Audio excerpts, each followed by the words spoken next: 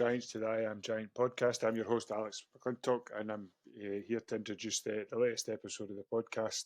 We'll be talking to Jaxon Feeley, a guy I met doing Banged Up for Channel 4 last year, and his story and his journey has really impacted me and has inspired me to come on and do stuff like this. Just having several conversations when we shared an apartment down in Shrewsbury while filming the TV series. And he's become a very good friend, as of all the cast that we worked with. But I think his story is absolutely an amazing one that will inspire people to have conversations that they maybe never had before as well. So hope you enjoy it and give us some feedback at the end of it and let us know how you got on.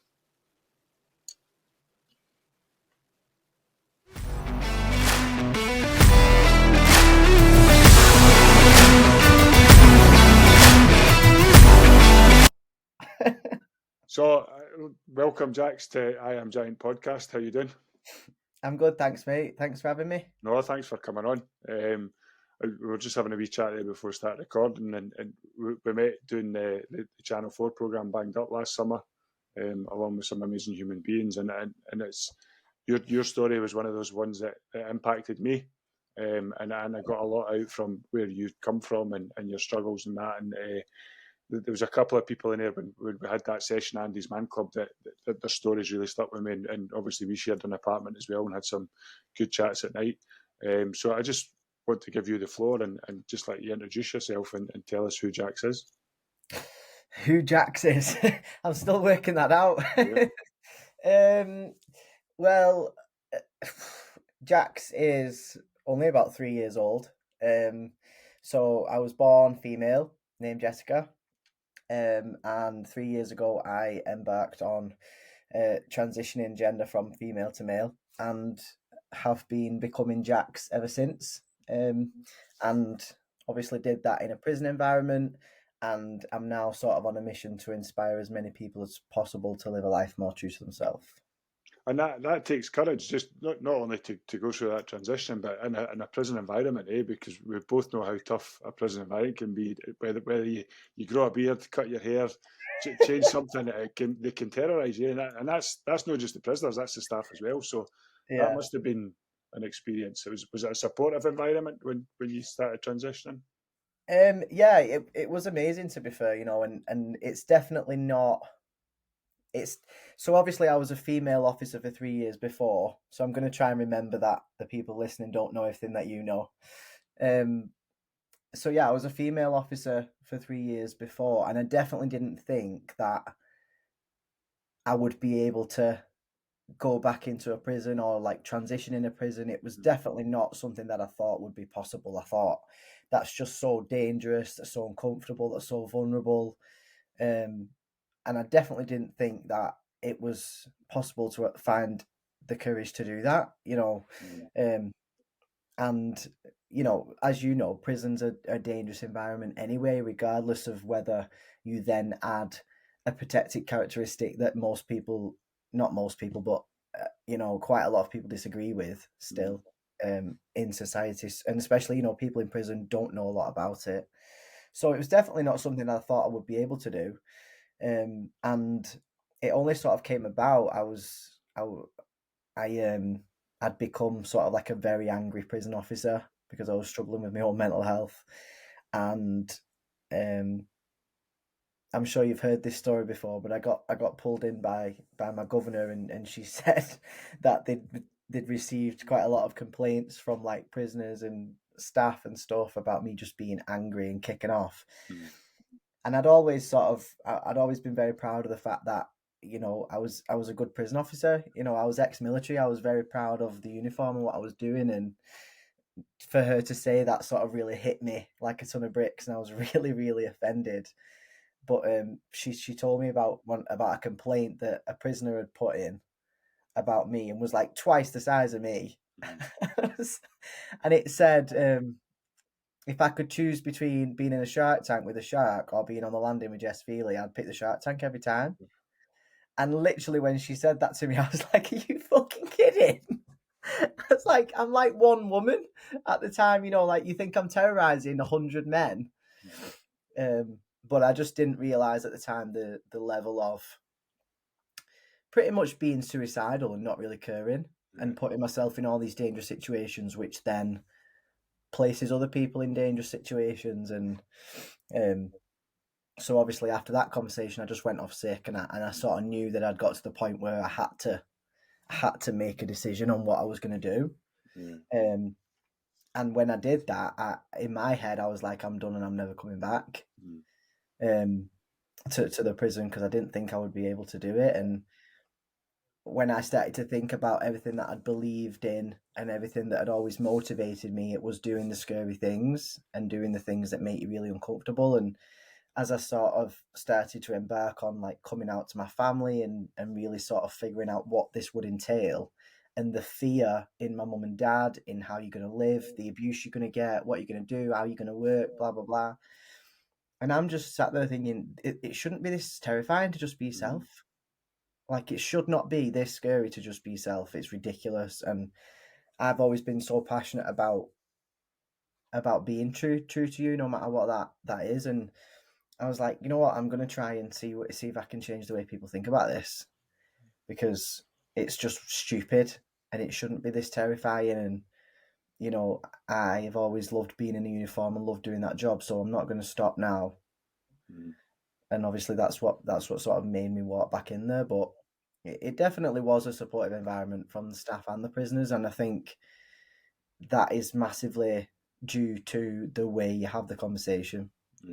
And obviously that initial conversation obviously started with your family listening to a podcast when you were on with your mum, which had me in tears just sitting listening to it. And when I shared it, I got a nice message for your dad, which was really nice. So it's obviously your parents were very supportive of everything that you've gone through before you became Jaxon. And I just think, certainly for me as a parent, and it's something that I hope that I would act the way that your parents acted, if that makes sense. It's like, I just want my girls to be happy, and it doesn't matter what they want to live as, right, or who they want to be with, as long as they're happy. And I think that came across when your mum was talking about it, and I think that's why I got emotional. Do you know what I mean? Just, I can feel myself thinking, shit, here I go again. Do you know what I mean? Because it was so powerful, and I think that's what I want to do with the podcast and everything I do with work at Andy's Man Club. And I think that's what you're trying to do with your brand, live your truth in it. You want to live your truth, but I think because you've had that support for the early days, even when you were talking about leaving the military, you had the support for your family to do that. And then obviously when you came out that you were transitioning, there was massive support there for you. And it sounded like your dad was just kind of like, yeah, right, okay, let's just crack on with it. Yeah, it was, you know, obviously now they are amazing and they've been amazing throughout, but I don't want to sort of dismiss the fact that it is really hard. And, you know, until you're in that situation, you don't know how you're going to feel and how you're going to react. And my mum and dad are amazing now because I've taken them on that journey with me. And that's why I'm really passionate about encouraging other people to do that, because in the beginning, you know, especially my dad, you know, he didn't want to let go of his little girl. Like, I was his little girl. I was his firstborn little girl. Like, that's, you know, and a lot, you know, some people who have transitioned see it as, you know, that's my dead name and this person isn't there, and delete all of those things. And it doesn't sit right with me personally. It would really upset me if I was thinking about that, and if I asked my mum and dad to delete things and stuff, because from where I'm standing, they gave birth to a daughter. They named that daughter, you know, they had thoughts and dreams, and they thought and all of these things, and they've said Jess and she for 28 years. That's not just going to disappear, you know, and I don't want it to. That's part of my journey, and it's part of what's got me here today, and it's, you know, it makes me me. And I didn't want to put them through, you know, anything more, because, and it's really, really hard, and that's why I'm so passionate about this, is you've got to keep having those horrendous, difficult, uncomfortable conversations, because I've got to try and think about how this is affecting them.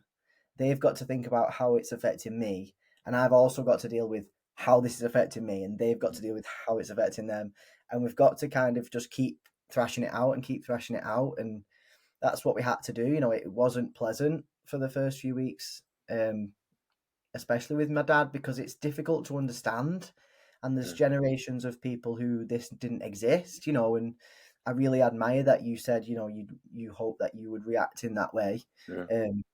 But I would never want to um allow anyone to think that it's easy, because Yeah. it, you know, it isn't. And you have to, although someone doesn't die, you do have to sort of grieve a person. But then as you go through that grief, you then sort of realize that actually we're bringing that person with us. Mm-hmm. And that's, you know, I've always been very sort of honest about that. Jess is with me, and I just kind of had to just flip the image. Yeah.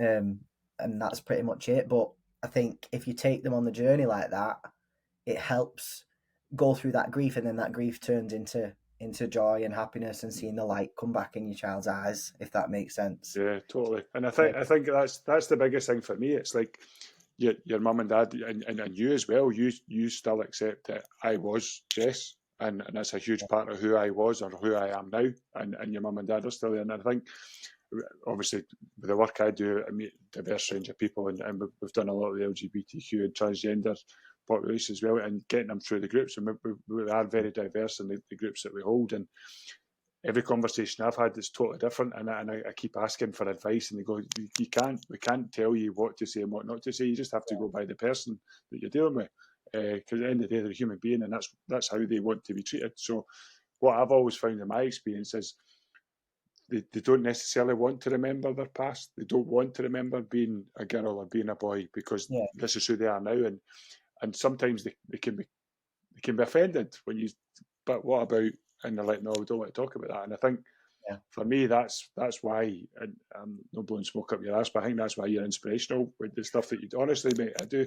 The stuff that you do is so oh, thank genuine. you. Do you know what I mean? It's like I try to be real and raw every time I do something, whether it's working, doing a talk, or doing a podcast. And I think everything you do, I see it, and I share it, I like it, I comment, and because it's important. It's important to have these conversations. You know what I mean? And like you say, it's something that's at the forefront just now, which we might touch on in a bit, but it's new to everyone as well. Do you know what I mean? Or it's maybe not new to everyone, but it's because it's like anything, because we've got podcasts, and social media, and people are more aware. Do you know what I mean? Yeah, Just definitely, yeah, absolutely. I think trans is definitely where gay was, you know, sort of 30 years ago. yeah, It's sort of, it's just trying to, you know, it's just trying to break the ceiling, the whole transgender conversation. And it's in a very dangerous place, you know, where when people used to talk about, you know, the gay people give us HIV, the gay people are pedophiles, I don't want gay people in the toilet, blah blah blah. It's all of those things are now happening to trans people. trans. And Yeah, it's just like the cycle repeating itself, isn't it?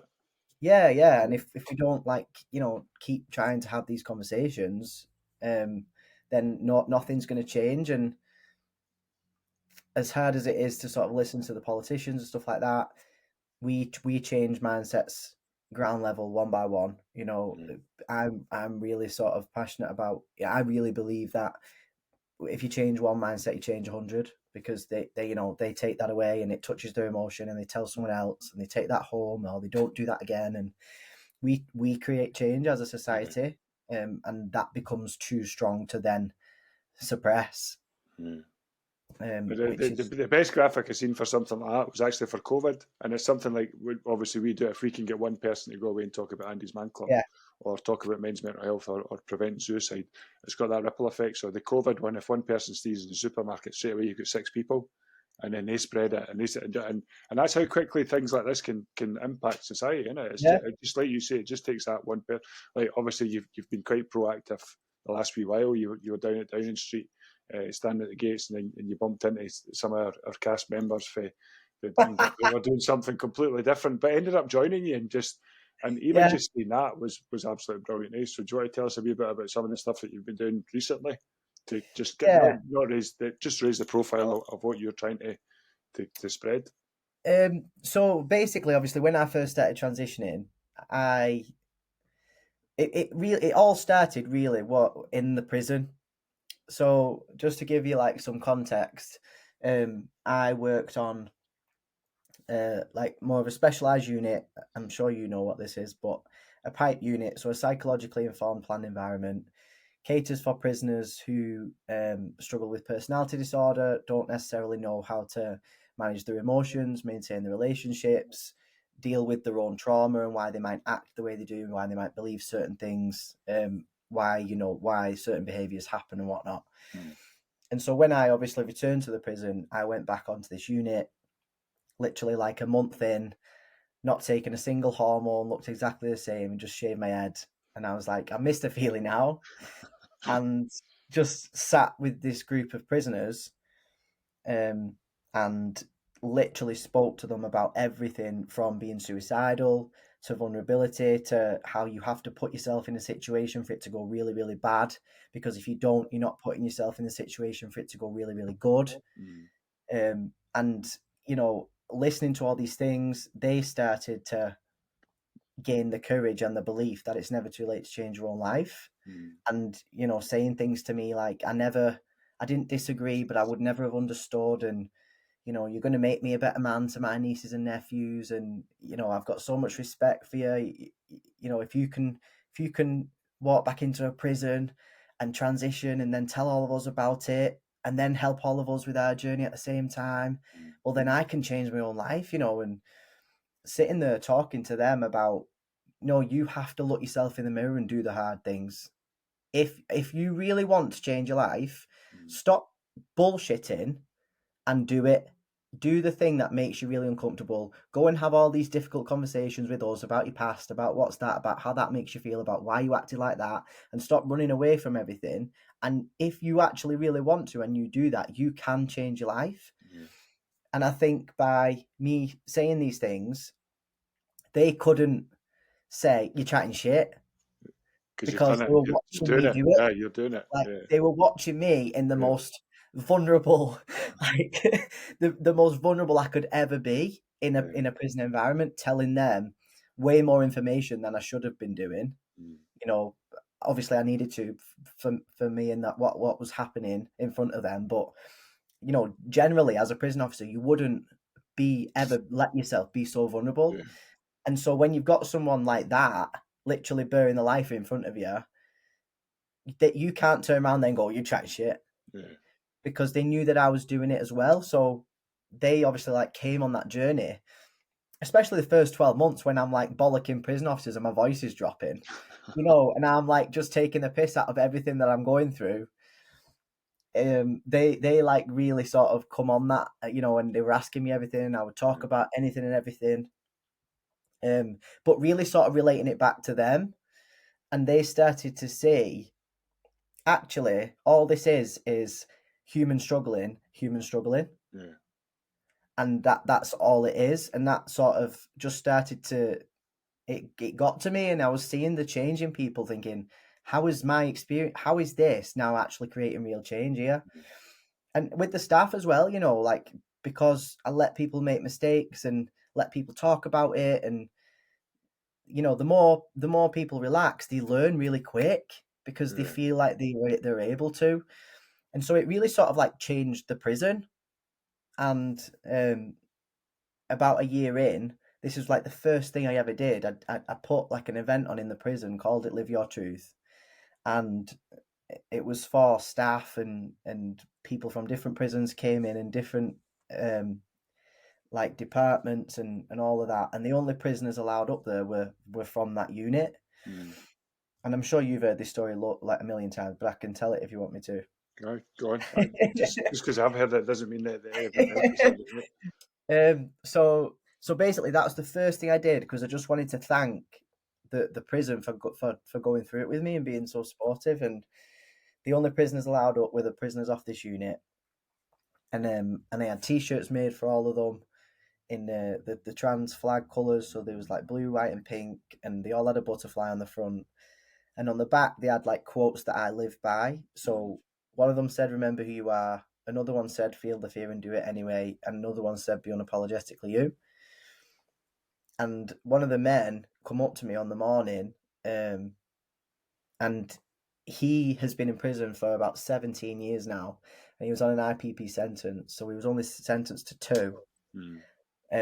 But obviously, as you know, when they used to give those sentences out, it's practically a life sentence. And if you can't cope with your own, struggles and mental health and whatnot, you're never getting out, unless you can turn into this perfect person. And so he came up to me on the morning. He was like, "I'm gonna wear a jumper underneath my t-shirt." So I was thinking, like, why? And he said, "Well, I've never left the wing in like 16 years without long sleeves on. So he had really bad self-harm scars on his arms." And so I was like, "What does that t-shirt say on the back?" And he went, "Be unapologetically you." I said, "So, like, what do we always talk about?" I said, those scars are like part of you. They're part of your journey. They're part of what's making you who you are today. That you have completely transformed your life in the last couple of years. You go up there and you tell everybody that, and you show everybody that you've completely transformed your life. Like, that's part of you. That's part of your journey. That's who you are. It's nothing to ever be ashamed of. And he did, and he went up, and there was about 150 people at this event, including like my mum, my sister, my auntie, and he went up in front of all these people, and he told them, and he was like, he spoke about me and that I'd saved his life, and that he wasn't ashamed of his scars anymore. They're part of him. And ever since that day, for like the following 2 years, every single person who walked onto that wing, he took to this board with these pictures of this event and just told them about it all, and about me, and about my story and his story, and how it's changed him. And it was just the impact of just like, even that that one person just made me think, this is bigger than being trans. Yeah. So This is they've been a massive part of that journey as well, though, weren't they? Yeah, like, it's about living your truth, and Yeah. it's about trying to take every little bit of your journey, good or bad, and realize that it's made you exactly who you are. It's brought you exactly to this moment. What you're going to do with it. Yeah. And so that sort of sent me off on this mission of trying to do the same on social media. Yeah. And Which you're doing very well, by the way. we're trying. Yeah, We're trying. So I keep trying to get the wife to throw trainers at me so I can put them on, but it doesn't work. I don't know what you're doing differently. I really don't. Oh, I'll I'm teach you. trying, but it's not happening.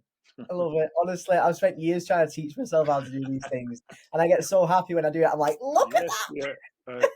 400 takes later. I was just like, People no, love, she's people love just the throwing bloopers trainers at me. more. I'm like, get the road. Yeah, people love the bloopers more. Yeah. My sister's bossing me about. Well, I think that's it. It's like it's that realness, isn't it? It's like if we show people that we're not perfect, because we're not. No one's perfect. Do you know what I mean? Yeah, I think that's the biggest issue with social media is we try and share it so we are looking perfect, but we're not. We're yeah, not. We're all still a wee bit broken, and yeah. we're working to get better. You can't beat a blooper. No. I had that with the first episode. I had my two colleagues on, and we recorded the first one, and it was just a complete disaster, and it was echoing and all sorts, and they still slagged me off it in the second one. I was like, that's fine, I'm leaving that in because it's real. You know what I mean? It's like, why would you try and hide your flaws? Because nobody's perfect. You know what I mean? No, We all fuck up from time to time. We all struggle with that. So, and the yeah, podcast's no different. So, I'll yeah, maybe editing these bits out, mate. So you're all right. love it. No, don't. It's No, funny. I'll leave it in. Leave it in. So But obviously yeah, your t-shirts had "Live Your Truth" and all that. So you had a big event a couple of days ago, which unfortunately I couldn't get down to, but because I ended up flying down south to support some of our guys. But you had a "Live Your Truth" event. So do you want to talk a wee bit about that and why you felt it was important to bring that event to Manchester? Yeah. So since the first event, Live Your Truth sort of became my, something that I wanted to build as a brand, as a movement, as something that incorporates a million different things. But whatever it's doing, it's inspiring people to live a life more true to themselves. So it initially came from the event, from Rishi Sunak with the comments he made last year, obviously referencing, a man is a man, a woman is a woman, and whatnot. And him not realizing the impact that those types of comments have. And in the wake of that, I arranged a peaceful protest at Downing Street, and was expecting about 10 people to turn up, and we had about 600 people there. And I was like, Christ, like, what do I do? And we was just sort of just letting people speak, letting people share their experiences and how they were feeling and stuff. It was nothing sort of aggressive or anything like that. Like, it means a lot to me to sort of do these things in the right way. And from what the messages that I had, like during the day and afterwards and stuff, so many people said that they turned up feeling so afraid, hopeless, and quite worried about the future. And they left feeling really empowered and like they had the strength to not give up and to keep going and to maintain the hope. And that's what it was about. It was just to reassure people that they're not on their own and to not give up, because those comments make people give up. And so obviously because of that, I wanted to do something bigger, something more like something positive. And when I decided to sort of bring it up north and have it in Manchester, because that's like local to me and I'm so familiar with it, I knew that I wanted to contact Esther Jai, Brianna Jai's mum, because obviously it's really close to me, and it's something that has impacted so many people in terms of the story. And not just because she was trans, that wasn't necessarily why it happened, but it was a big part of her experience, and it plays a big part on people's opinions, and if someone's struggling with their mental health, if someone's vulnerable and things like that. So to incorporate both things, which is what I'm passionate about anyway, which is, obviously the trans conversation, but more than anything, it being about life and about authenticity.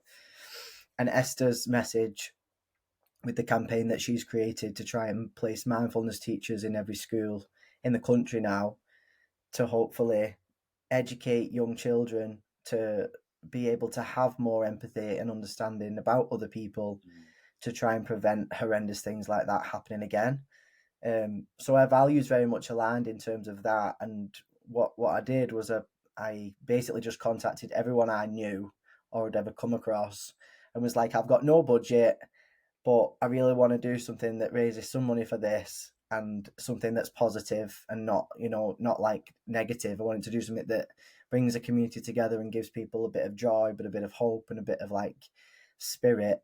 And amazingly, like so many incredible people came together to put on the benefit event, and we had pop stars and comedians and drag artists and all sorts, just all came together in Manchester for a really, really special night, and we managed to raise just over £3,000. So And that's it was massive, really, mate. And what Peace of Mind UK are doing as well about getting the mindfulness practitioners into schools is brilliant, because that's something I'm shout about all the time. We need to do more at the education level so we can educate the kids so they can do mindfulness and meditation, look after their mental health, so they don't have this impact in their life, and they're struggling with and reaching out to support groups in that area. But I think it's obviously more pertinent just now, with everything that's going on, especially like Twitter or X or whatever you want to call it, turning quite toxic with some I'm of the not things even that are on on it. there. I And it's, won't be doing. I'm thinking about coming off as well, because it's proper toxic, and people just shouting without even thinking about what they're doing. No. It's something I told my guys the other week. It's like you've got to put whatever you want to say, put it through 3 gates first. Do you know what I mean? Is it true? Is it worth it? And will it make a difference to that person if you say it? So, and if you can't say yes, don't say it.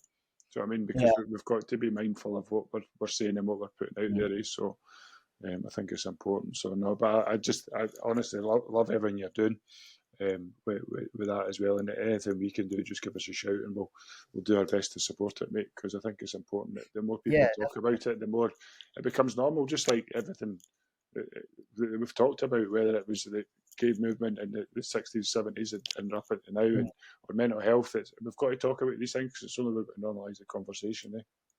Yeah, definitely. We're gonna have to collaborate, Live Your Truth with Andy's Man Club at some point somehow. Yeah, definitely, mate. So we'll think of something. We'll think of something, because because it's something I'm passionate about. Do you know what I mean? It's something I talk about, and if there's any, it's one of these things, we're open to any man. Do you know what I mean? It's as simple as that. We just say any man. It's in capitals in our presentation. So it's an open door policy. So it's something that we're passionate about doing and making it as inclusive as we can. And we get a lot of inquiries from trans community and LGBTQ, and it's like that because they do have that worry about coming through the door because they just don't know if it's a men's group, in it. It's like what to expect, and then and we get it both ways. Do you know what I mean? We've had guys coming to us who were starting to transition to become women, and then we've passed them on to a female organisation to get help and support, because there's only so much that we can, because we don't know what they're going through. Do you know what I mean? So we can support them as long as they're living as John.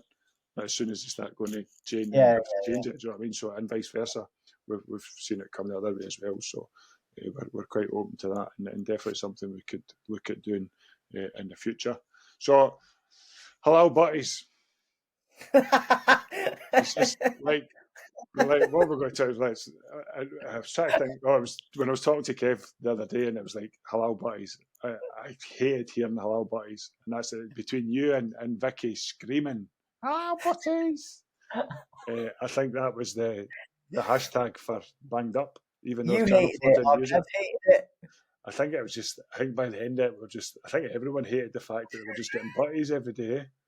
It was like another butty. These butties. I love it. But you know what? Vicky's got one gob on her. For a wee pocket rocket. So much. Yeah. Well, that was obviously how we met, and I remember going back to that the first time we all met in Shrewsbury Prison, and I didn't know who anyone was in the room apart from meeting us on. We had a couple of Zooms, and that was about it. And I'm one of these. I didn't even Google people until I actually meet them, because I don't want to be influenced by anyone else. So I just wanted to walk in and get the true selves, and then obviously we ended up sharing an apartment together. And the first picture I got slagging me off was you taking a picture of the fridge after I'd moved in. You know what? I literally, when I found out that you were moving in, I said, I bet when I get back, that fridge is full of iron brew. Yeah. And it fucking was. And I was like, it was. I brought my own just in case they didn't sell it in Shrewsbury. I was happy though. I pinched one, obviously. Yeah, no, I think most people did. Even the boys in the jail were asking for a can of iron brew. I've got a couple of pictures. So, no, it was some experience. And definitely. And it was a difficult one as well. But I think we all managed to deal with the shit that was flung at us and keep true to ourselves. So I mean, I think it was difficult, wasn't it? Because when you mix in two worlds like that, from like prison and real experience, and then TV, and wanting to show that, and those two worlds are like colliding with the best intentions, you're like, oh my God, and it makes people feel like past trauma, and then you see things that are dangerous that are maybe not, or you'll see some danger that really is and they don't see it, and you're like, oh my God. And it's bringing like so many different characteristics out in other people. And I mean, I think every single one of us cried at least once that week. And I think for me it was an unusual experience, because I'd been out of the jail for about 3 years. And I remember phoning my wife walking up the road to the first shift going, what the fuck am I doing? Because I was diagnosed with PTSD and that after I left the prison service, and it was just like, you're off your head, big man. And I'm thinking, nah, just get in, it'll be an experience.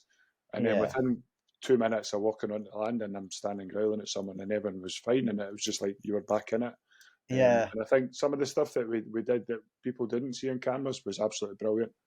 I know. Showing the good side of what we're doing, but you've already touched on it about your experiences in the PIE unit and that, and talking to prisoners. It's not all violence and banging folk up and that, is it? There was a lot of good stuff went on there, which unfortunately didn't make it to the 4 episodes that it showed. So it's hard, isn't it, to show what you really are to prisoners. You know, like prison officers are literally everything. Like mum, dad, social worker, police officer, shoulder to cry on, punch bag. You know, fireman. And I think the public forget that. They just switch off. I know, like obviously where I live, Perth, the prison's in the town. Do you know what I mean? So you used to drive past it as a kid for years. You just didn't even think that it was a prison. It wasn't until you grew up and you knew what it was. But then you still drove past it without even thinking about what goes on behind the walls before you were actually in there. So it's a weird experience. I definitely had so many people saying to me afterwards, like, I don't know how you did that job. Yeah, So yeah. I think it definitely highlighted this. It opens their eyes to it. Yeah, And I think, I don't know if you've done it, but I know Vicky and a couple of the team have been on a podcast, Evolving Prisons. And I remember talking to her after she'd watched the programme. So I'd done my podcast before that, and I was talking to her after doing a Christmas special about Christmas in the jail, which was a bizarre experience for those that don't know. And I was talking to her, and she was like, she couldn't believe how volatile and violent it was. mm. And she's visited hundreds of prisons. And I'm like, but you see, it says, you're like the Queen. When you go somewhere, all you can Yeah, smell is new paint. yeah, So yeah, when yeah, you go in to visit a prison, they know you're coming. yeah, They've picked the prisoners. They've yeah, got staff yeah, there standing watching you, and you're in it's a controlled environment anyway. But you are so controlled to what you're getting to see. yeah, You're not getting to see the real stuff that's in London, and it opened her eyes. And that's someone that's been working, trying to help prisoners as well. yeah, yeah. So it's They're never gonna let you in and just let no. cameras roll. Like, They did one. There was one just released 2 3 weeks ago in Scotland, and it was going in about talking about the overcrowding, and some of the suicides that had been in the Scottish prison service in the last 10, 15 years, and they actually had cameras inside one of the wings in Perth, falling up down. But again, it's controlled. They're out on mm. exercise. They've probably all been given an extra vape to behave and all these things. So it's still controlled, isn't it? It's like, do you know what I mean? Yeah, We're, yeah, we're no daft as prison officers. We know how to make them behave. So I I mean, know. but you've still got that potential that it could go at any time, eh? And Yeah, it did a definitely. few times. Yeah, it did. Yeah, yeah. Been on some podcasts as well I know, talking about it, Anna. I know, I know. But, we'll not give him the time, mate. So, Nah. um, no, it's one of these ones, and it's been really good experience doing that. And I think, like I said right at the start, it's introduced me to people that have had an impact on my journey. Do you know what I mean? And it's something I Yeah, certainly looked back at and reflected on last year, and how far I've come, and some of the things that we've achieved as a collective as well. And we're all still in touch, which is good. So hoping yeah, for a definitely. second season, but it's dragging on Oh, too long, so it doesn't look like we'll be getting one unless the public get behind us and start fighting Channel 4 for season 2 banged up. I know. Fingers crossed we will. Fingers crossed. Would you do it But again? I'd do it again. Yeah, Yeah, hundred yeah, of percent, course. hundred Yeah. percent. I actually missed. I'd missed the job. To be fair, Yeah. I sort of only left because I want to pursue everything I'm doing. And I kind of got to a What do you crossroad. miss most? Because I miss the banter. I miss going in. Obviously, the Yeah, last 5 years, 6 years of my career, I was in the gym. So I miss going into the gym. I miss yeah, having a crack with the staff, having a crack with the prisoners, working out. Do you know what I mean? I miss that banter. I don't miss walking in and picking my keys up yeah, and yeah. all the shit that comes with it. I don't miss the actual like landing. I think it's different when, like you said, you've been in a gym or I was on like a bit of a different unit Yeah, that sort of takes a little bit more, and you sort of develop a bit more of a relationships with who you're working with and the prisoners you're working with. I think there's a lot more fulfillment in that than just being, on the landing and so understaffed. So I don't miss that, because I think it's just getting so much more dangerous now as well, yeah, because of the desperation for staff. But yeah, you definitely miss being part of the team yeah. and doing a job that's just so It's an different every identity day. as well. Like, I had that. Like I was like, Oh who yeah, am I? I mean, I'd done it yeah, for 90, just over 19 years, and I was always Alex, the prison officer. And then you come yeah, away yeah, for that, and you're just Alex, and you're like, yeah. I'm really struggling with that yeah, at the minute. When people ask me what I do, yeah. like so many people ask me what I do now, or if I'm like doing a podcast or I'm doing something, like, what do you do? Like, I don't know. Well, You know, you could make it up. I don't know You what I could be do. what would you make it up? Just do entrepreneur, Yeah, influencer, yeah. content creator. As you see, Unemployed, unemployed and everyone's calling themselves content creators now, and I'm like, what's that? I'll put a post on Facebook. You know what I mean? yeah, yeah. So I do. I struggle with that, and it plays on my mind. Yeah. So I'm still kind of adjusting to that, because it gets to me sometimes. I'm like, So I guess it's still part of your transition, isn't it? It's still trying to find your identity. As you say, you're only 3 year old. Do you know what I mean? So yeah, you're still, do you know what I mean? But it is. It's like you've still got to find your feet, which yeah, can be exciting as well. yeah. It is exciting. I think it's just it's like when I was sort of just starting to transition gender. You know, the awkward in between middle bit is just hard Yeah. and uncomfortable and just so scary.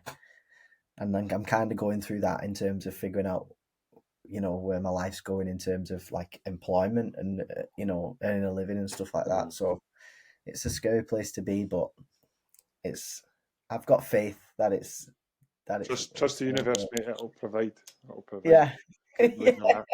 Cool. Right. So we'll start to wrap up. So what one thing would you like people to take away from our conversation today, and hopefully put in their lives to make them more understanding or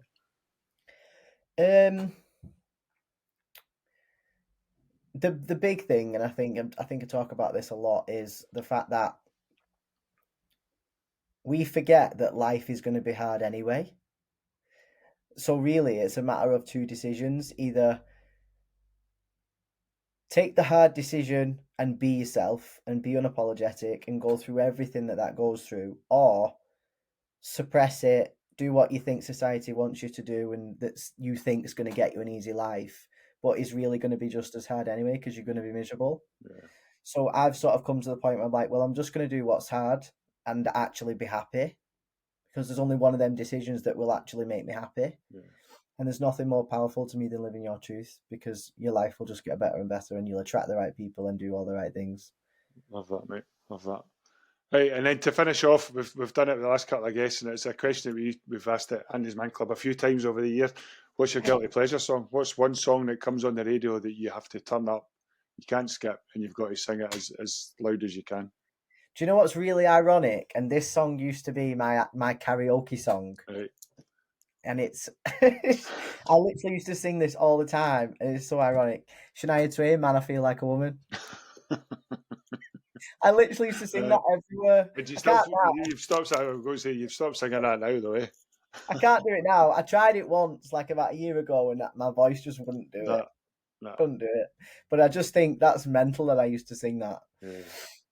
No, it's mad, isn't it? It's mad. Well, thanks again, and hopefully all the Giants tuning in. I'll take something out of our conversation today, Jack. So Yeah, it's definitely. an absolute pleasure, and we need to get a proper catch up soon I know. with the rest of the squad. So we need to do something. But thanks for coming on the show, mate. All right. Thanks for having me. Got it.